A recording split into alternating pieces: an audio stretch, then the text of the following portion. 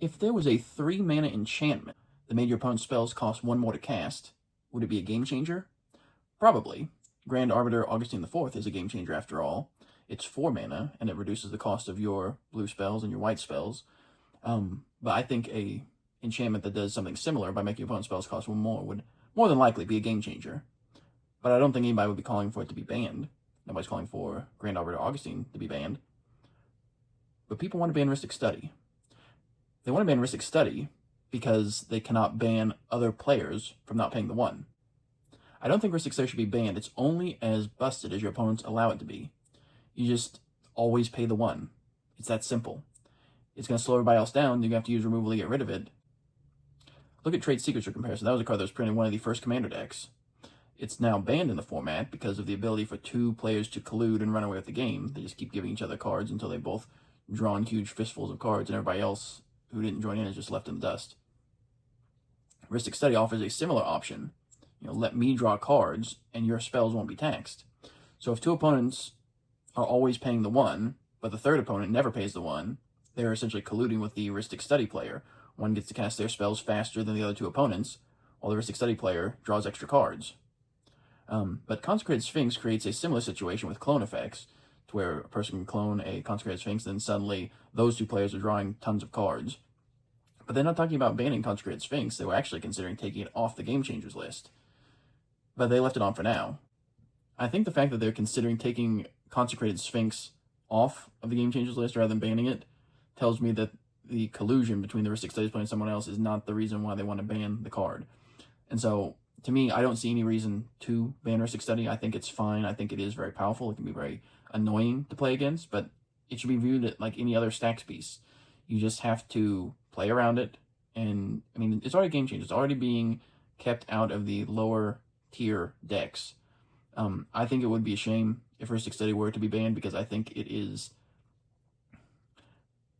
it's not treating what the actual issue is. The issue isn't the card. The issue is opponents who are not able to evaluate cards and who give away advantage when they really shouldn't be. And so that's what is frustrating to play against for a lot of people. So, yeah, I hope they don't ban Rhystic Study. As far as Thassa's Oracle goes, I don't know. I don't really play CDH, so I don't know how much they're clamoring for it to be banned. I think since it's very difficult to interact with, that might be more of a justification for it to be banned. With Rhystic Study, if you're struggling against that, you just need to run more removal. The issue with Thassa's Oracle is it takes very specific removal or counter spells, which not every color has access to. Even if you destroy the Thassa's Oracle with the ability on the stack, it's still going to resolve. So there's not a lot that most colors have as far as an answer goes to it. But the other thing that was a big topic of discussion was hybrid mana, and I have a lot to say on this. Mark Rosewater did his Drive to Work podcast where he talked about hybrid mana and why he feels the Commander rules should be changed to allow hybrid mana to be used more freely in decks. Quoting from his podcast. The idea behind hybrid is that it's available to both color decks, that if we make a blue-black hybrid card, we do not think of that as a blue and black card. We think of that as a blue or black card, that a blue deck should have access to it and a black deck should have access to it. And the idea is, if we want to make a card that blue and black have to have access to, we have to have a means to do that. You can think of Boros Reckoner as a white card all you want. That's not going to stop Hydroblast from countering or destroying it in your mono-white deck. Mark Rosewater then gives 3 big reasons why he would recommend changing the hybrid mana rules in Commander. It says, number 1, it makes design work differently than intended, and that is the big one. The fact that we make cards and they're specifically designed to do something. You're also not limited to running a single copy of a given card in most other formats. Commander's unique in that way. Accumulated knowledge doesn't work as designed in Commander either, but we shouldn't throw out the singleton rule just to accommodate it.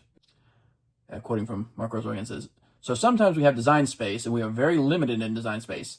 Companion was my example here. When we make companions, there weren't a lot that we can make. Yes, because if there's an example of a design working differently than intended, I cannot think of a better example than Companion. Quote, we realize that we can make about 10, so what we said is we're going to make use of hybrid mana, and we obviously, because we had 10, we put it into 10 two-color pairs. And the idea is, okay, by putting into hybrid pairs, we allow each color access to 4 of them, right? Each color, now 4 of the 10 can be played by that color. And that way we can maximize every color having access to them. But because of how color identity works, because of how hybrid works in Commander, it had the opposite effect in Commander. Rather than opening up and making more people have more access, more decks getting access, it limited the decks that had access.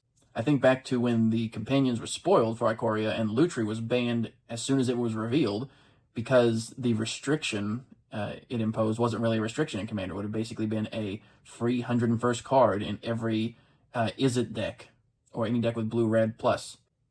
And Yorion, the Sky Nomad, cannot be your companion due to the 100 card deck limit. Should we remove the 100 card deck limit since it prevents Yorion from working as intended? Even if we change the rules for hybrid mana, mono blue decks would still only have 2 options for a companion, because one of them is banned in Commander, and the other one just cannot work due to the 100 card nature of the format. It says, quote, now if you're playing a monocolor deck, you can't play a companion at all. I mean, they were designed so every monocolor deck could play 4 of them. Now you can play 0 of them. And to me, this just shows a failure of imagination, because Kaheera can be a companion in a mono-white Rigo deck. I like hybrid on Commanders for this very reason. We need more options like that.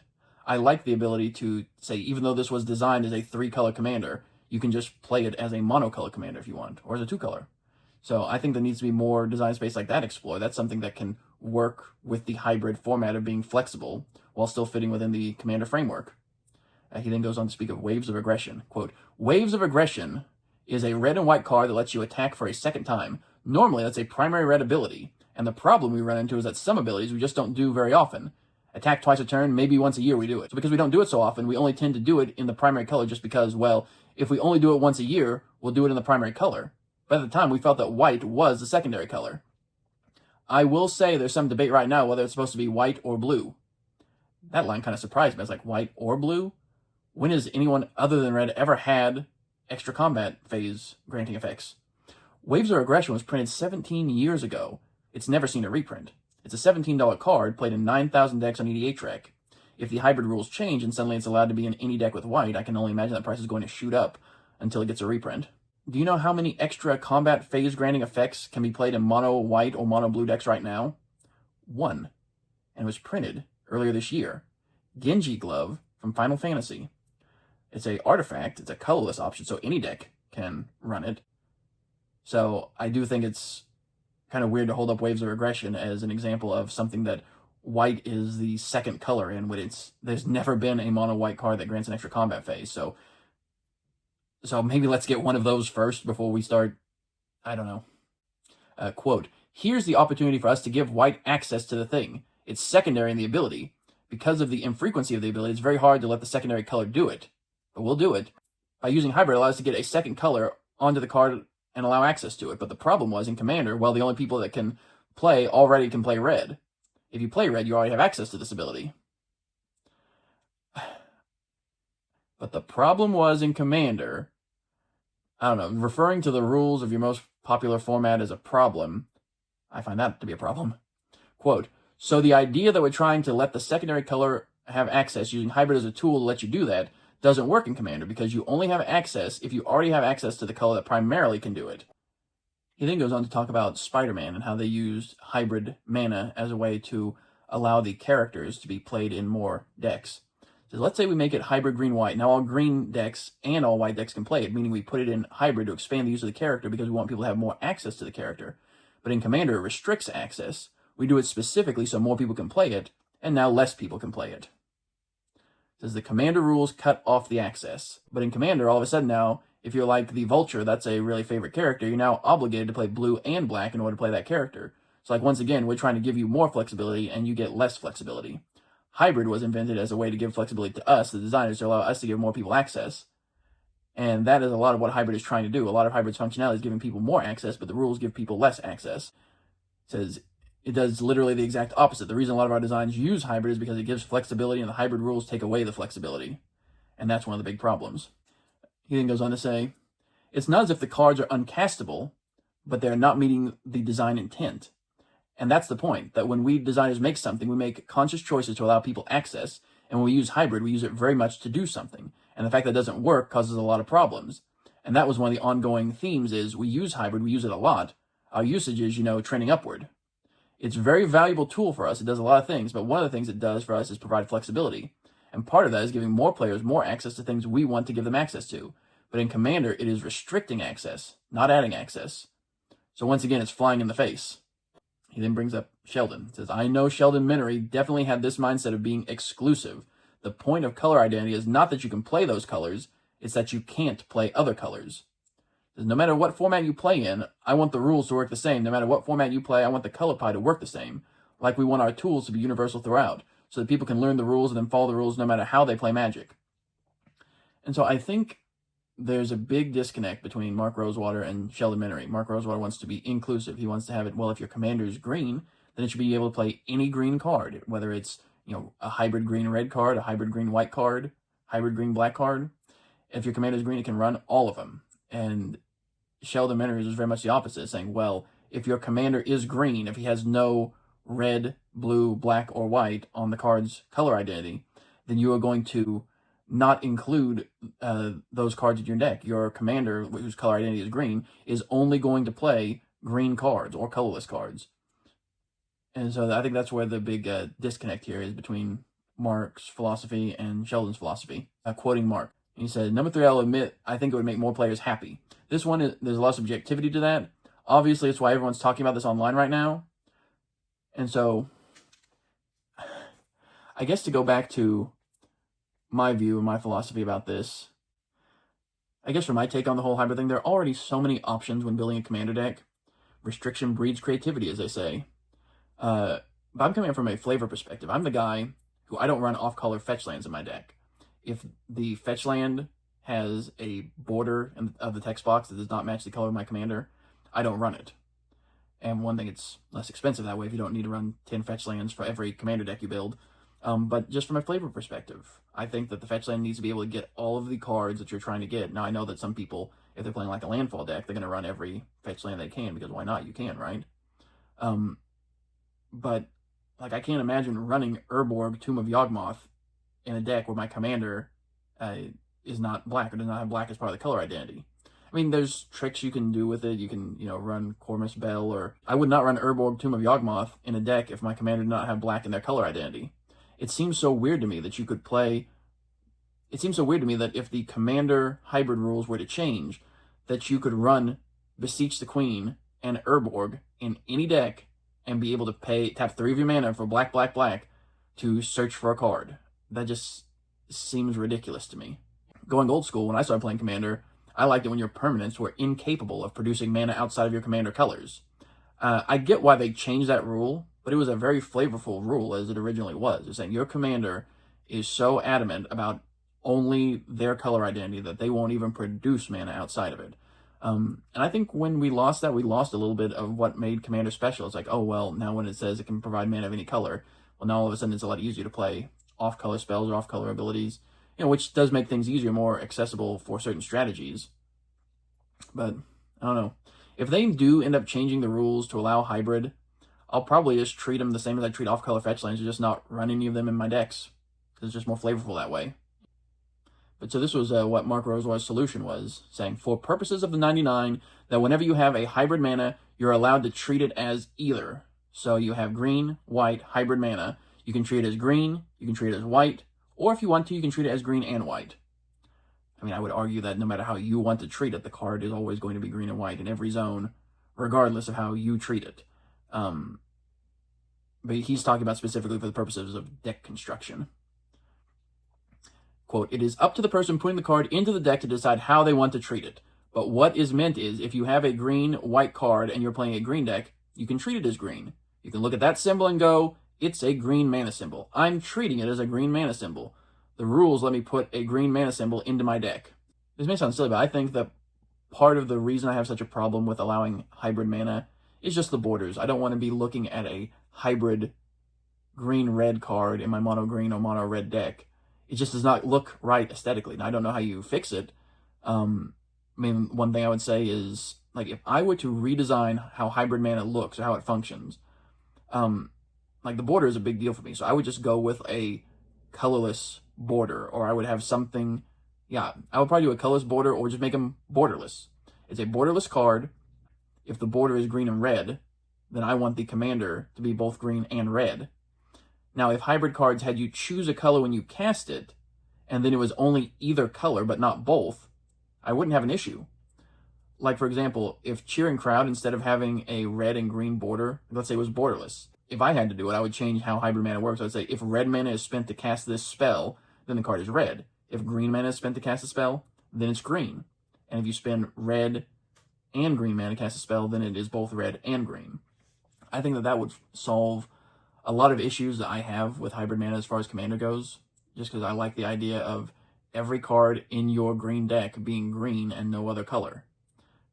He says, quote, "But the reason we make use of hybrid, because that overlap allows us to do something important, which is when we are pinched, when space is an issue, and we want to maximize the ability to allow more people access, it's the tool that we use. So the idea that this format, through this definition, restricts access, not increases access, literally flies in the face of the entire creation of hybrid mana."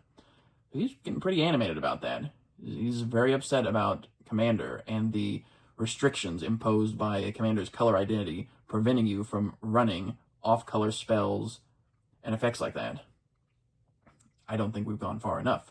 I'm still upset about Extort being allowed in mono-white or mono-black decks. It's like the Orzhov-ness of it. The white or black hybrid mana symbol is baked into the ability. Like, what could be more flavorful than that? So I think that every card with Extort should be required to be played in a deck with black and white at a minimum. And the reason why they've got around it is because they said, oh, well, it's reminder text, so reminder text doesn't count when it comes to color identity. And I'm just like, but it's the ability itself that is, the ability itself is what is causing this. So I don't see how you can separate the reminder text from the ability when determining color identity. But again, that just goes to show where I am. I would be pushing back the other way.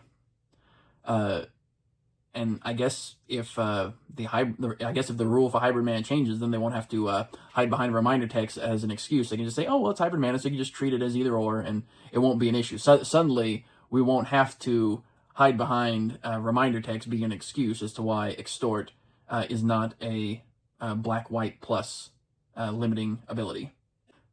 Quote, "Hybrid mana and traditional multicolor are separated purposefully. They work differently purposefully, and that's my point. That we, the designers, make cards to work a certain way, to have certain functionality so that players can have fun with them."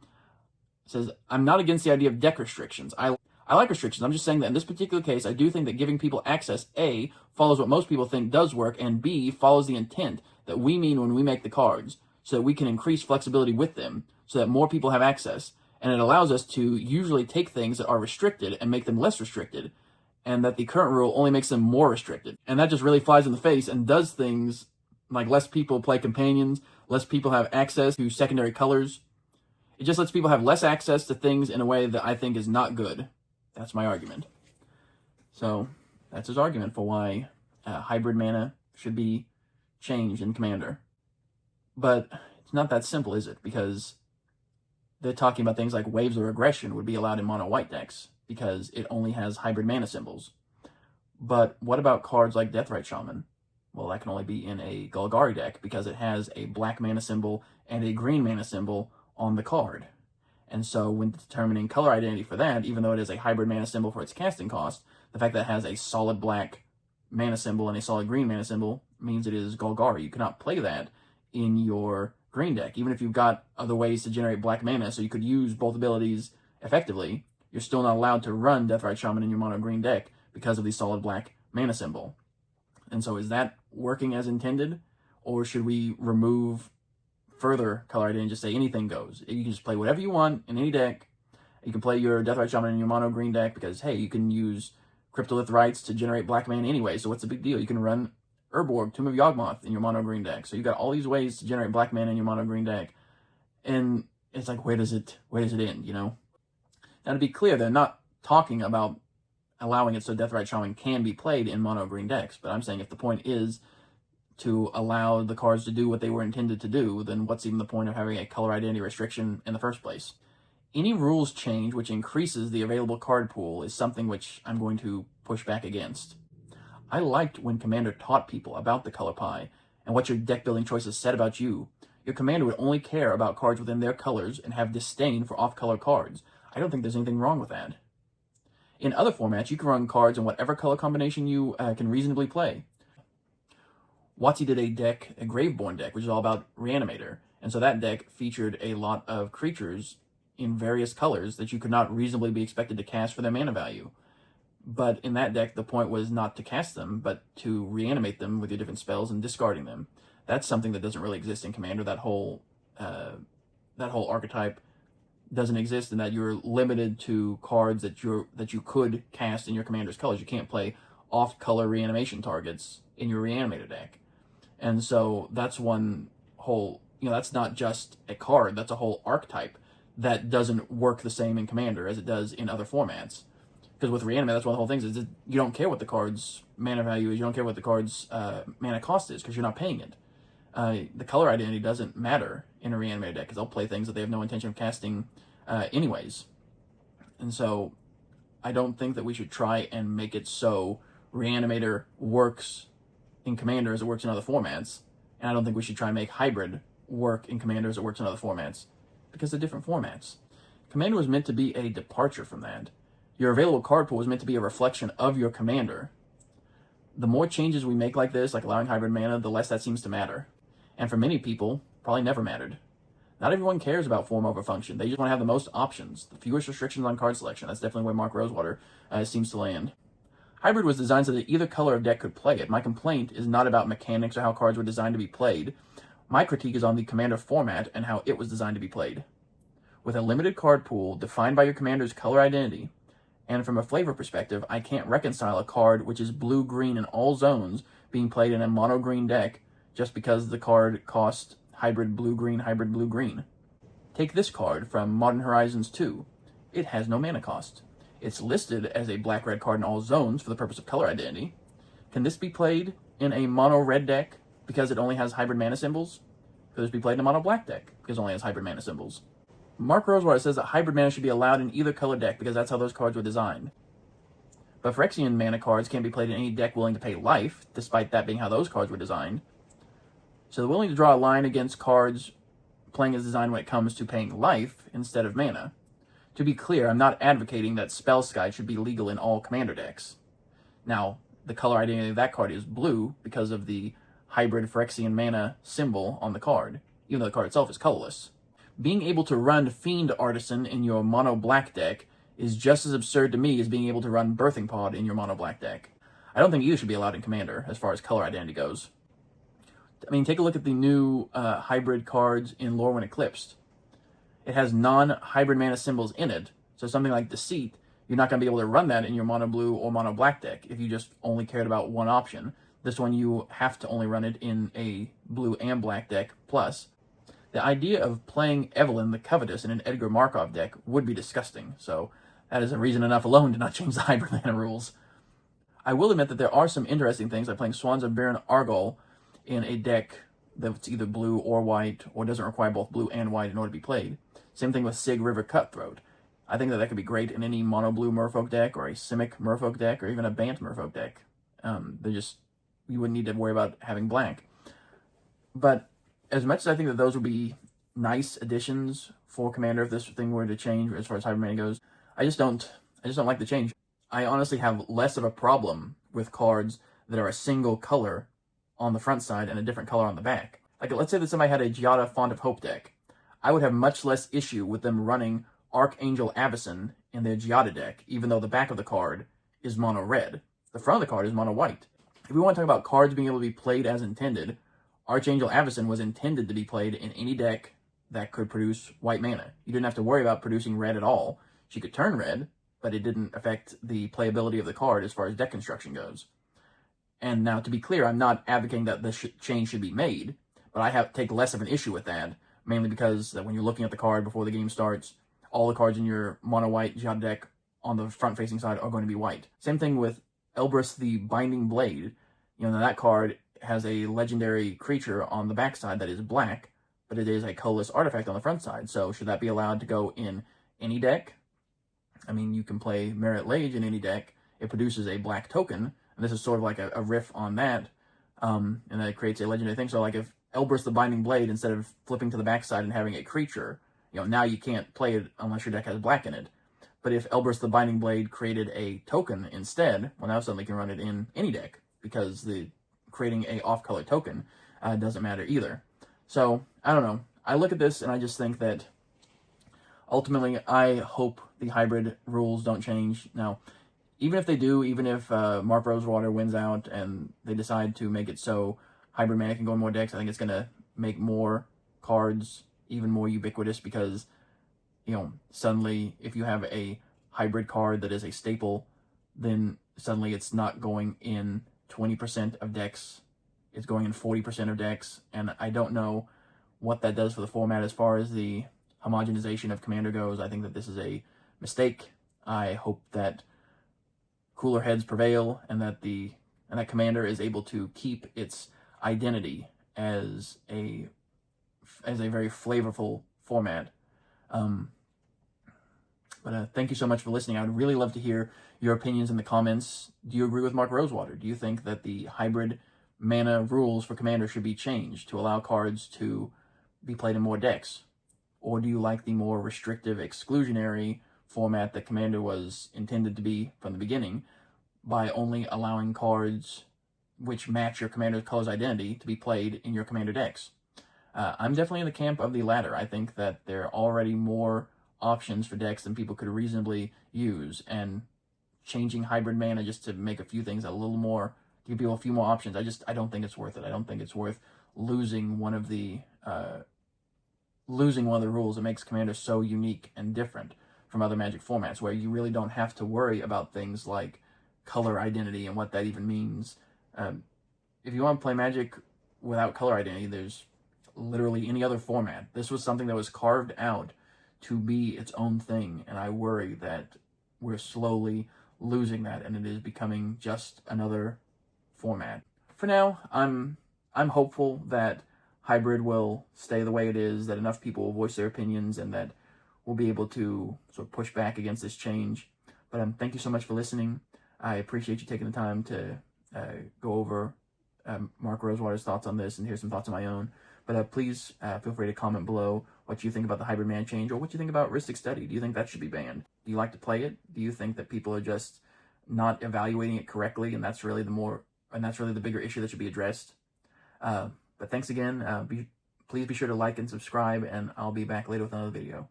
Bye. Azmoran Namardic.